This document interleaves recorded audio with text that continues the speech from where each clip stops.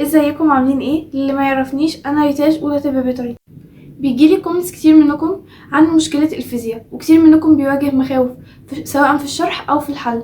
فانا طالعه النهارده عشان اتناقش معاكم في المشاكل اللي بتواجهكم في الفيزياء وازاي نلاقي حل ليها. فهقول لكم افضل طريقه تذاكر بيها الفيزياء، ومين المدرسين اللي تاخد معاهم وتستفيد منهم، وايه الكتب اللي تستعينوا بيها في الحل واللي هتجمع لكم اكبر قدر من الاسئله اللي هتستفيدوا منها، وايه القنوات اللي تقدر تحل لكم الكتب دي بطريقه سهله وبسيطه. بس قبل ما نبدا الفيديو ما تنساش تضغط لايك وسبسكرايب وتعمل جوين لجروب التليجرام. ويلا بينا ندخل على الفيديو بتاعنا. زي ما انتوا عارفين انا بدات في نص 9. غير ان انا بدات في نص 9 انا ما كنتش باخد درس فيزياء خالص، ولا سنتر ولا اونلاين، وكنت معتمده على اليوتيوب اعتماد كلي، وجبت 52 في الفيزياء. ده غير ان ما جاليش الدرجتين اللي كانوا المفروض يتحسبوا اللي حالين السؤال في الفيزياء صح للجم للدفعه كلها. ما جاتليش الدرجتين دول وانا كنت حله السؤال صح. يعني كان المفروض كنت ابقى جايبه في الفيزياء 54 من غير دروس خالص. طبعا كتير منكم شايف ان الموضوع صعب انك تعتمد على اليوتيوب اعتماد كلي، بس الحقيقه لا، ان هو الموضوع مش صعب.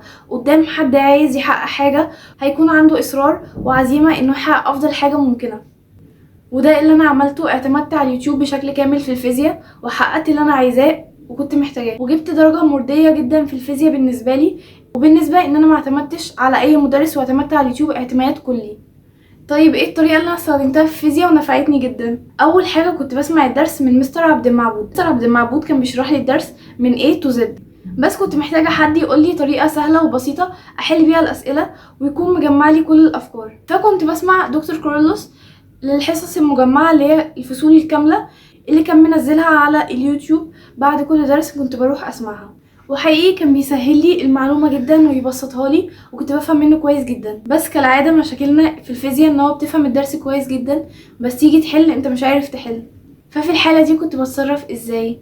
انا كنت بسمع حل كتاب الامتحان لدكتور كورلوس قبل ما ابدا احل بنفسي، ودي كانت نصيحه اختي الكبيره ليا. وبصراحه انا ما كنتش بسمع الكلام وما كنتش بعمل بالكلام اللي هي بتقوله في الاول، وكنت بروح على طول احل مع نفسي اول ما اسمع الدرس. بس كنت بحس ان انا تايهه وبحل في وقت كبير جدا، وفي الاخر كان بيطلع اكترهم غلط، وده طبعا اللي بيحصل معانا كلنا. بس بعد كده بقى لما بدات اسمع الكلام لقيت ان الوقت اللي بحل فيه بقى قليل جدا، اقل من اللي كنت بحل فيه قبل ما اسمع الفيديو بتاع الحل، وعدد الاخطاء كمان قل كتير جدا.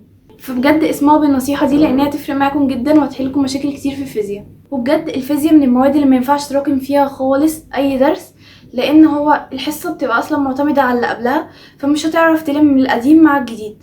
وبعدين انتوا ليه تراكموا؟ انتوا اصلا بقى عندكم 5 مواد بس، فاستغلوا الموضوع ده واعملوا جدول كويس يلم لكم المواد صح. حاجه كمان مهمه في الفيزياء انك لازم تنظم لها وقتها كويس وتحطها في كذا يوم في الاسبوع، مش انك تذاكرها يوم واحد في الاسبوع بعد الدرس وخلاص كده. انا كده قلت لكم كنت بسمع مع مين فيزياء، وايه النصايح والتريكات اللي هتقدر بيها تحل فيزياء كويس جدا. جدول بقى دلوقتي اقول لكم ايه الكتب اللي هتحل منها وتجمع منها اكبر قدر من الاسئله اللي تستفاد منها. اول كتاب طبعا قلناه هو كتاب الامتحان اللي هتسمعه من دكتور كرولوس، وده اسئلته بتبقى متدرجه من السهل للمتوسط للصعب. حقيقي هياخدك كده من البدايه ويدربك على كل سؤال ممكن يجيلك على الدرس ده. وبعدين نيجي لكتاب نيوتن، وهو كتاب متفوق جدا وبيدربك على اسئله المستويات العليا.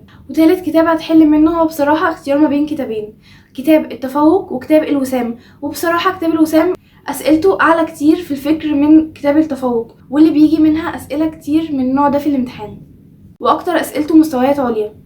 طب انت دلوقتي ذاكرت وحليت الكتب كمان، هيقف معاك اسئله اكيد في الكتب اللي انت بتحلها دي. هتعمل ايه دلوقتي؟ هتلجأ للقنوات اللي بتحل الكتب، ومن ضمنهم قناه الفيزياء والحياه، ودي اللي انا كنت بتابعها. وحقيقي المستر بيشرح فيها كويس جدا وبيبسط لك كل سؤال لغايه ما تفهمه كله. وفي كمان قناه هتساعدك لو انت مش بتفهم من المستر اللي بيشرح على قناه الفيزياء والحياه، وهي قناه ميس اماني منصور. حقيقي بتبسط كل حاجه وبتشرح كل حاجه كويس جدا، والقناتين دول حالين بجد معظم كتب الفيزياء اللي ممكن تخطر على بالك. واخر نصيحه هقولها لك ان انت تحل كتير في الفيزياء وتتدرب على الحل كتير وما تيأسش. طبيعي انك هتلاقي اسئله كتير مش عارف تحلها، وطبيعي انك هتغلط كتير، بس مره مع مره ومع التدريب هتحل كويس وهيبدأ مستواك يعلى واحده واحده. وزي ما قلت لك بلاش تذاكر الفيزياء يوم واحد في الاسبوع بعد الدرس، لا حل عليها وراجع عليها حتى لو يوم واحد في نص الاسبوع. وبس كده، دي النصايح اللي كنت حابه انصحها لكم في الفيزياء، اتمنى تعملوا بيها وتستفادوا منها. طبعا ما تنسوش لو عجبكم الفيديو تضغطوا لايك وتعملوا سبسكرايب للقناه. باي.